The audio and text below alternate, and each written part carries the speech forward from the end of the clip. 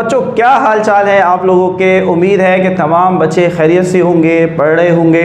और जैसा कि तमाम 10th स्टूडेंट्स जानते हैं कि आपकी ऑलमोस्ट तमाम बुक्स जो हैं वो इस वक्त अवेलेबल हैं। तो बच्चों जिस वीडियो का आपको बहुत ही ज़्यादा इंतज़ार था वो वीडियो आज हम शुरू करने वाले हैं, एंड दैट इज़ एक्सरसाइज 17.1। तो आप देख रहे हैं हमारा छोटा सा प्यारा सा चैनल दी एजुकेशनल हब। मेरा नाम है शुजा मोहिउद्दीन और वेरी गुड न्यूज़ कि आप लोगों के इस प्यार और इस सपोर्ट की वजह से हमारे 10K सब्सक्राइबर्स जो है वो कंप्लीट हो गए हैं अल्हम्दुलिल्लाह। इसी तरीके से बच्चों हम मेहनत करते रहेंगे, आप हमें अपना प्यार अपना सपोर्ट देते रहें और हमारे साथ इसी तरह जुड़े रहें। तो इसी के साथ साथ एक और चीज़ भी जो मैं बार बार हाईलाइट करता हूँ, बहुत सारे स्टूडेंट्स आप नहीं जानते कि हमने एक व्हाट्सएप ग्रुप बनाया हुआ है जिसके अंदर बॉयज़ और गर्ल्स का सेपरेट ग्रुप है। अगर आप उसमें शामिल होना चाहते हैं तो हमारे दिए हुए नंबर के ऊपर हमारी टीम को अपना नाम अपनी डिटेल मैसेज करें, वो आपको एक ऑटोमेटिक जो है वो रिप्लाई सेंड करेंगे। उसके ऊपर जो भी डिटेल्स होंगी उनको काइंडली फॉलो किया करो और उन डिटेल्स के मुताबिक जो है उस क्वेरीज़ के मुताबिक अपने जो है वो डिटेल्स सेंड किया करूँ ताकि आपको रिस्पेक्टिव ग्रुप के अंदर शामिल कर दिया जाए। तो क्या हाल चाल है भाई, good morning, very good afternoon from my side. और आज हम बात करने वाले हैं एक्सरसाइज 17.1 की।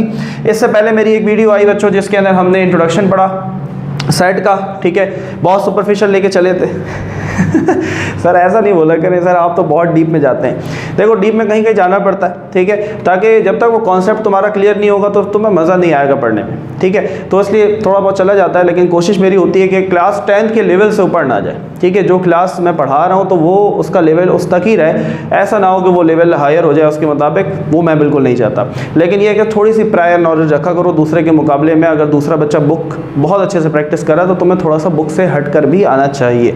यही तो फिर मेरे स्टूडेंट की निशानी है कि वो बाकी उससे डिस्टिंक्ट नज़र आए।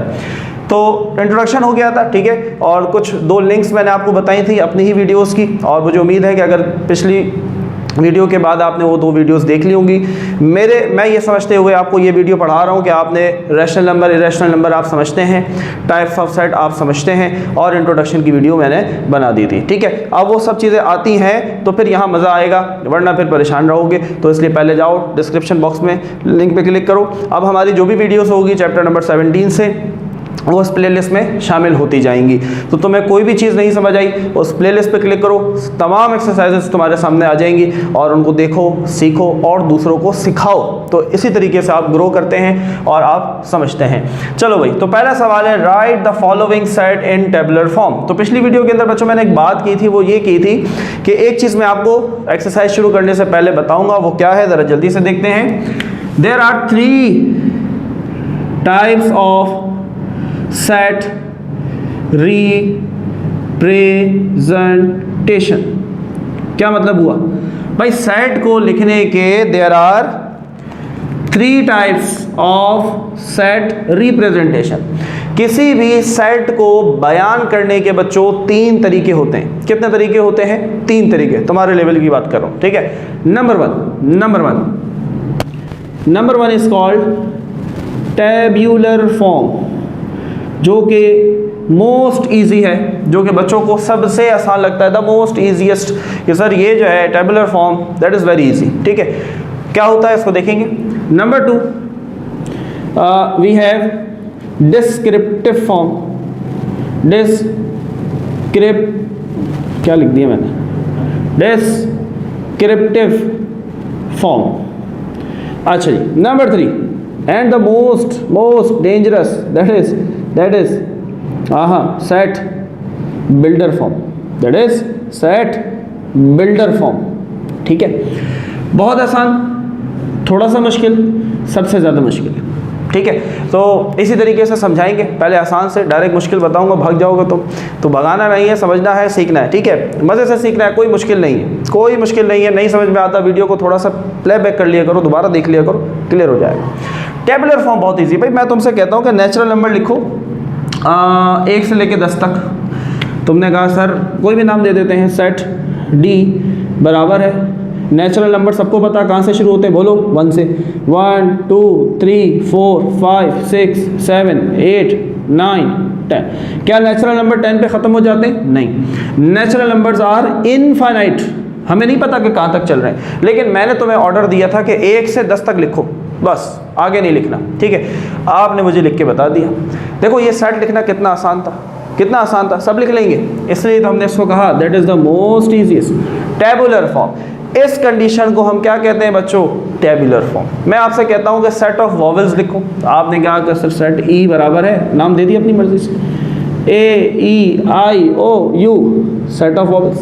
What is this? What is this? That is tabular form, that is tabular form. Tabular form में ज़्यादातर 99% हम एलिमेंट्स का इस्तेमाल करते हैं और ये एलिमेंट्स बच्चों नंबर्स की फॉर्म के अंदर होते हैं। कहीं कहीं पर हम अल्फ़ाबेट्स भी यूज़ करते हैं। और याद रखें जब भी अल्फ़ाबेट हमारे पास एलिमेंट की शक्ल में आते हैं बच्चों, एलिमेंट किसे कहते हैं? जो ब्रैकेट के अंदर मौजूद हो, इसे हम एलिमेंट कहते हैं। ये सारी चीज़ें हम पिछली वीडियो में डिस्कस कर चुके हैं। तो ये अल्फ़ाबेट हमेशा स्मॉल लेटर में होंगे, ठीक है। ये कैपिटल लेटर यहाँ पर आपने यूज़ नहीं करना। इसी तरीके से इसे हम नोटेशन कहते हैं। Notation can never be in small letter. आपने नोटेशन को स्मॉल लेटर में नहीं लिखना, ये हमेशा किस में होगा? कैपिटल में। ये सारी बातें हम कर चुके हैं। चलो भाई, टेबुलर फॉर्म समझ में आ गई है, मज़ा आ रहा है, ठीक है। कॉपी पेंसिल साथ रखनी है, साथ साथ सीखना है। आगे बढ़ते हैं, अब आते हैं डिस्क्रिप्टिव फॉर्म के अंदर। देखो डिस्क्राइब, डिस्क्राइब क्या मतलब होता है? डिस्क्राइब को हम उर्दू में कहते हैं बयान करो। जैसे हम उर्दू में कहते हैं बयानिया सवाल, इंग्लिश में हम कहते हैं डिस्क्रिप्टिव क्वेश्चन आंसर। भाई लंबे लंबे लिखते रहो, डिटेल बताओ, डिटेल बताओ। यहाँ पर भी हम ऐसा करेंगे। सुनो सुनो, देखो इसी को लिखते हैं। ये क्या लिखे हैं बच्चों? हमने नेचुरल नंबर लिखे। कहाँ से कहाँ तक? जहाँ से शुरू होता है और 10 तक। नेचुरल हमेशा 1 से शुरू होता है। तो मैं कैसे लिखूँगा? मैं लिखूँगा, मैं इनको बयान करना चाह रहा हूँ सेंटेंस के अंदर। तो मैंने लिखा set of natural numbers, numbers less than 11। बोलो, बात समझ में आई? नहीं समझ में आई? समझते हैं। Set of natural number, natural number तुम्हें पता होना चाहिए, सारी चीज़ें बता चुका। देखो मैं ये समझ के तुम्हें पढ़ा रहा हूँ कि पिछली चीज़ें तुमने मेरी देख ली हैं, वीडियो समझ ली हैं। नेचुरल नंबर मैंने कहा कि सेट ऑफ नेचुरल नंबर, फ़ौरन से जहन में बात आई कि नेचुरल नंबर 1 से स्टार्ट होते हैं। लेकिन मैंने तुम्हें लिमिट बताई। लिमिट क्या बताई? कि लेस देन 11, 11 से छोटे लिखने हैं। तो 11 से छोटे कहाँ तक हुए? 10 तक हुए। हो गई डिस्क्रिप्टिव फॉर्म। बोलो भाई, मज़ा आया? समझ में आया? So that is descriptive form. इसको कैसे लिखेंगे? कैसे लिखेंगे? बोलो। होमवर्क दे दें? अरे नहीं सर, करके बता दें। बहुत आसान। सेट ऑफ वॉवेल्स बता दिया हमने लिख के बता दिया कि ये सेट किस चीज़ का है, किस चीज़ को बयान करता है। इसे हम कहते हैं डिस्क्रिप्टिव फॉर्म। क्लियर है बच्चों? उम्मीद है यहाँ तक बहुत अच्छे से चीज़ें समझ में आ रही होंगी, क्लियर होगा। देखो एक चीज़ याद रखना, भी सीखेंगे साथ साथ कुछ नई चीज़ें आएंगी, खासतौर पर जब हम सेट बिल्डर पे आएंगे। लेस देन का जब भी लफ्ज़ यूज़ होता है तो इसके बाद जो भी नंबर आएगा उसको आपने शामिल नहीं करना है। लेस का मतलब है इससे छोटा, तो 11 को शामिल यहाँ नहीं करना है। इस चीज़ को जहन में रखो, इस चीज़ को जहन में रखो, क्योंकि अभी एक लफ्ज़ इसी तरह का आएगा लेकिन उसके अंदर हम शामिल करेंगे थोड़े से चेंज के साथ, ठीक है। क्लियर है यहाँ तक बात? समझ में आई बात? आगे बढ़ते हैं। चलो भाई, तैयार हो? अब आते हैं सेट बिल्डर फॉर्म। ये मेरा फेवरेट हो गया क्योंकि ये बच्चों को समझ नहीं आता और मैं चाहता हूँ कि तुम इसको समझो। सेट बिल्डर फॉर्म क्या है? देखो थोड़ा सा मुश्किल बच्चों ने अपने लिए बना लिया है, ये मुश्किल होता नहीं है, ठीक है। सेट वही लिखा हुआ है 1 से 10 तक, समझ लो, ठीक है, जो हमने टेबुलर में लिखा। अब मैं उन्हीं को सेट बिल्डर में लिखना चाह रहा हूँ। कैसे लिखूँगा? सेट डी था, set D is equal to, गौर से सुनो, गौर से सुनो। देखो सबसे पहला काम क्या करना है? तुमने लिखा x, एक सीधी लाइन लगाई ऐसे, फिर तुमने लिखा x, फिर तुमने एक c बनाया, बड़ा C, पेट में एक लाइन लगा दी ताकि ये E जैसा दिखे, लेकिन सीधा E नहीं बनाना, बड़ा C बनाना है, दरमियान में डंडा लगा देना है, ठीक है। यहाँ तक बात समझ में आई? अब पढ़ना सीखो मेरे साथ। देखो सुनो, इसे हम पढ़ेंगे कैसे? x सच दैट, इस लाइन को हम कहते हैं बच्चों सच दैट। सीखो, ये चीज़ सीखनी है तुमने, सेट बिल्डर फॉर्म आना चाहिए तुम्हें। x सच दैट, x ये जो C और दरमियान में डंडा, इसे हम कहते हैं बिलोंग्स टू। बिलोंग्स टू क्या मतलब होता है बच्चों? बिलोंग का मतलब ताल्लुक़ रखता है, ताल्लुक़ रखता है, यही मतलब होता है ना भाई, बिलोंग्स टू, ताल्लुक़ रखता है। x such that, x belongs to. हाँ भाई, x का ताल्लुक किससे था? नेचुरल नंबर से था, तो मैंने यहाँ पर कैपिटल N लिखा। नेचुरल को हम n से शो करते हैं, पिछली वीडियो में पढ़ चुके, दोबारा रिपीट कर रहा हूँ। x such that x belongs to natural number, किससे ताल्लुक था? नेचुरल नंबर से। अब आप एक ऐसा एरो बनाएंगे उल्टा v, इसे हम बच्चों कहते हैं एंड। कहीं कहीं हमारी बुक में यूज़ हुआ है, कहीं कहीं नहीं हुआ, इसकी जगह हमने कॉमा लगा दिया, ठीक है। तो दोनों बातें ठीक है, आप लगाना चाहें तो ज़्यादा अच्छा है, एंड होना चाहिए। देखो बच्चों, सेट बिल्डर फॉर्म का जितने भी क्वेश्चन आते हैं, ये आगाज़ सबका सेम होता है, सबका सेम होता है। सिर्फ यहाँ फ़र्क आएगा, नेचुरल की जगह ऑड नंबर दिए होंगे तो ओ लिख दोगे, इवन दिया है तो क्या लिखोगे? ई लिख दोगे, प्राइम दिया है तो पी लिख दोगे, रैशनल दिए हैं तो क्या लिखोगे? क्यू लिख दोगे, ठीक है। रियल दिया है तो आर लिख दोगे। समझ में आ रही बात? सिर्फ यहाँ पर फ़र्क आया, ये बाकी चीज़ें यहाँ ठीक है, इसमें कुछ भी नहीं है, रट्टा था।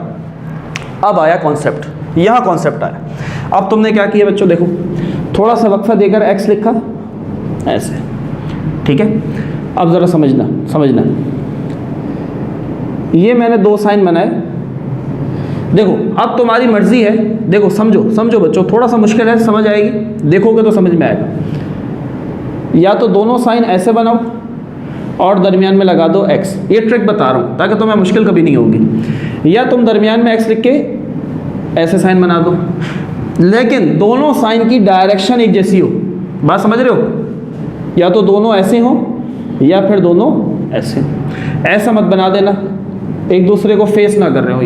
ये बात समझ में आ गई होगी सर? यहाँ तक बात समझ में। अब देखो, हमें हमारे टीचर ने समझाया था कि जिस तरफ मुंह खुला होता है उसे हम कहते हैं ग्रेटर देन। हो सकता है कि आपके टीचर ने भी ऐसा पढ़ाया। जहाँ पर मुंह खुला होता है इसे हम क्या कहते हैं बच्चों? Greater than. तो यहाँ पर हम क्या बताना चाह रहे हैं कि x इज ग्रेटर देन, और जिस तरफ मुंह बंद होता है मगरमच्छ का हम कहते हैं लेस देन। अब वापस आओ, सवाल क्या था? 1 से लेकर 10 तक ये सेट था, इसी की सेट बिल्डर लिखा। अब देखो x बड़ा है किससे? क्या मैं यहां लिख दूं x बड़ा है 0 से? क्या मैं ये लिख सकता हूं? मैं यहां पर ये नहीं लिख सकता। क्यों? क्योंकि नेचुरल नंबर की बात हो रही है। नेचुरल नंबर में तो 0 होता ही नहीं है, तो 0 हटा दो। तो अब क्या करें? अब तो फंस गए, क्योंकि अगर हम ग्रेटर का साइन यूज़ कर रहे हैं तो ग्रेटर का मतलब तो बड़ा, कि 1 से बड़ा, तो फिर तो 1 तो शामिल ही नहीं होगा, जबकि 1 तो है। फिर क्या करेंगे? फिर मैथ ने हमें सोल्यूशन दिया। उसने क्या कहा? उसने कहा एक नीचे छोटी सी डंडी लगा दो। अब बच्चों में से कैसे पढ़ेंगे? ग्रेटर देन और इक्वल टू, बोलो मेरे साथ, ग्रेटर देन और equal to. X is greater than और इक्वल टू 1। अब इसके अंदर नंबर शामिल हो गया। क्या कहते हैं? कहते हैं कि x बड़ा है या बराबर है किसके? 1 के। हो गया 1 के बराबर। अब आओ इस तरफ, x इज लेस देन। यहां पर दो ऑप्शन है तुम्हारे पास, दो ऑप्शन है, सुनना। अगर तो तुम इसी को कंटिन्यू करना चाहते हो तो ऐसा कर दो कि x इज लेस देन और इक्वल टू 10, कि भाई x छोटा है या बराबर है किससे? 10 से, क्योंकि 10 पे आके ख़त्म हो गया। इसका एक और तरीका भी बच्चों, एक और तरीका भी, वो क्या है? आप ऐसे भी लिख सकते हैं कि x इज लेस देन 11। ये बात भी सही होगी। क्यों? क्योंकि x छोटा है किससे? 11 से। अब बात समझ में आई? तो दोनों बातें ठीक है। ये ऐसे लिखोगे तो भी काम चलेगा, और इक्वल टू लगा दोगे, लेस देन और इक्वल टू, तो फिर इसको 10 कर दोगे, और that is your set builder form. बोलो भाई, कमेंट में लाजमी बताना है बच्चों आपने कि सेट बिल्डर फॉर्म समझ में आया या नहीं आया। ईमानदारी से बताना है, ठीक है, कि सर हमें सेट बिल्डर फॉर्म समझ में आ गया। That is your set builder form, ठीक है। अभी आगे और आएगी एक्सरसाइज, प्रैक्टिस होगी। ये सिर्फ एक आज हमारे पास इंट्रोडक्शन था, थोड़ी सी शायद वीडियो लंबी हो जाएगी बच्चों, लेकिन ये सब आपके लिए, कि ये नहीं आएगा फिर यहाँ पर कुछ मज़ा नहीं आएगा। तो ये हमने समझ ली set builder form, set representation. अब हम आते हैं अपनी एक्सरसाइज के क्वेश्चंस की तरफ। पहला जो क्वेश्चन है बच्चों, that is about tabular form, ठीक है। तो टेब्यूलर फॉर्म जो है वो हमारे पास सबसे इजी है, सबसे आसान मेथड होता है। तो हम ज़रा उसको जल्दी से देखेंगे, इसको हमने कैसे लिखना है, ठीक है। चलो भाई, क्वेश्चन नंबर 1 क्या है बच्चों? Set of all integers between -3 and 3। हाँ भाई, मुझे बताओ, पहले तो ये बताओ, -2 बड़ा है या +2 बड़ा है? अगर कोई 9 जो मैट्रिक का स्टूडेंट है वो कहता है कि सर -2 बड़ा है, तो वापस चले जाओ क्लास 1 के अंदर। जब भी माइनस लग जाएगा तो प्लस वाला हमेशा बड़ा होगा, माइनस वाला हमेशा छोटा। ये तो बात आसान होगी। आप फंसोगे, यहाँ पर बच्चे फंस जाते हैं। -4 बड़ा है या -6 बड़ा है, बताओ भाई। वो तो बड़ा आसान था सर, प्लस वाला नंबर था तो +2 बड़ा है और -2 छोटा है। यहाँ बताओ, जब भी बच्चों 2 नंबर आ जाएं और दोनों के साथ माइनस हो, तो असल में जो तुम्हें बड़ा नज़र आ रहा है वो हकीकत में छोटा होता है। समझ आ रही बात? तो -4 बड़ा है और -6 क्या है, छोटा। क्लियर है? चलो अब यहाँ पर सेट ए, पहले सवाल का आंसर सेट ए बराबर। हाँ भाई, कह रहे हैं कि -3 और 3 के दरमियान, -3 से गिनती लिखते हैं पहले, -3 से बड़ा -2, -2 से बड़ा -1, -1 से बड़ा 0, 0 से बड़ा 1, 1 से बड़ा 2, 2 से बड़ा 3। ये आंसर नहीं है बच्चों, सुनना समझना, ये बात समझ में आ गई ना। -2 बड़ा है -3 से, ठीक है। माइनस जब साइन के साथ माइनस लग जाता है नंबर के साथ, तो वो जो छोटा नज़र आ रहा है वो असल में बड़ा। क्या कह रहे हैं, ये लफ्ज़ इस पे गौर करना है। बिटवीन -3 और 3 के दरमियान क्या आ रहा है, दरमियान में ये नंबर आ रहे हैं, तो ये आंसर है। तो आप लिख देंगे -2, -1, 0, 1, 2, दैट इज़ योर आंसर। बोलो भाई, समझ में आया है? कुछ मुश्किल था? कुछ भी नहीं था। ये लफ्ज़ बड़ा इंपॉर्टेंट है, ठीक है। बिटवीन, दोनों के दरमियान, साइड वालों को छोड़ दो। तो ये बाउंड्री थी, इनके दरमियान में जो नंबर थे हमने लिख दिया, that is your answer. Clear है? आगे बढ़ें। Set of composite number less, देखो अब तुम्हारी बुक के इंट्रोडक्शन में ये नहीं था, लेकिन मैंने तुम्हें पढ़ाया था, याद है ना पिछली वीडियो के अंदर, इसलिए पढ़ाया था। देखो आ गया सेट ऑफ कंपोजिट नंबर। हाँ भाई, कंपोजिट नंबर क्या होते हैं, जो अपने और 1 के अलावा भी किसी के टेबल में आते हो, ठीक है, तो उसे हम कंपोजिट कहते हैं। ज़्यादा डिटेल में नहीं जाएंगे क्योंकि पिछली वीडियो में बात कर चुके हैं। तो कंपोजिट नंबर याद करो, शुरू कहाँ से किया था हमने, 4 से।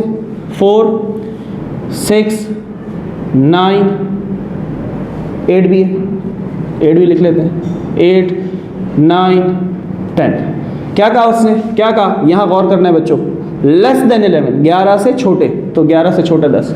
कंपोजिट क्या होते हैं, अब देखो 4 अपने टेबल में भी आता है, 1 के टेबल में भी आता है, 2 के टेबल में भी आता है। तो अपने टेबल के अलावा भी अगर कोई नंबर किसी और के टेबल में आता है तो वो कंपोजिट होते हैं। 1 को हटा दो क्योंकि 1 के टेबल में तो हर नंबर आता है, ठीक है। 6 2 के टेबल में भी आता है, 3 में भी आता है, अपने में भी आता है, 8, 9, 10। क्लियर है?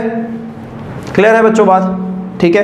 वीडियो को लाइक करना है बच्चों, तो अगर समझ में आता है, नहीं समझ में आता कोई मसला नहीं, डिसलाइक कर दो, लेकिन अगर समझ आ रहा है, हेल्प होती है, तो लाजमी लाइक किया करो और दूसरों तक इसको लाजमी पहुंचाया करो ताकि सबकी हेल्प हो।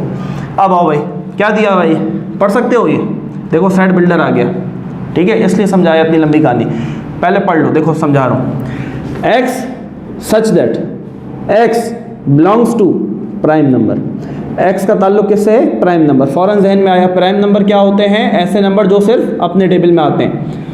अच्छा जी, अब इसको पढ़ो, एक्स बड़ा है 5 से, तो 5 को शामिल नहीं करना, 5 को शामिल नहीं करना, तो 5 से बड़ा प्राइम नंबर क्या होता है बच्चों, 7, 7 सिर्फ अपने टेबल में आता है, और 11 और 13, क्या 13 लूँ मैं, क्या 13 लूँ, यहाँ तो 5 नहीं लिया, तो क्या यहाँ 13 लूँ, बिल्कुल लूँगा।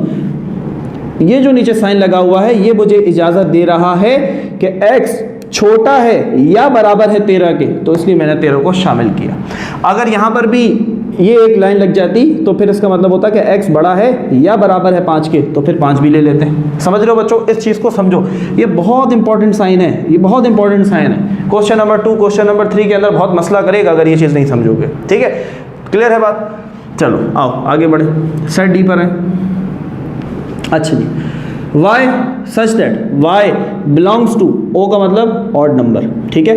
क्या कहता है, y बड़ा है 7 से लेकिन छोटा है 17 से, और ऑड नंबर क्या होते हैं, 1, 3, 5, 7, 9, 11, ठीक है, जो 2 के टेबल में नहीं आते।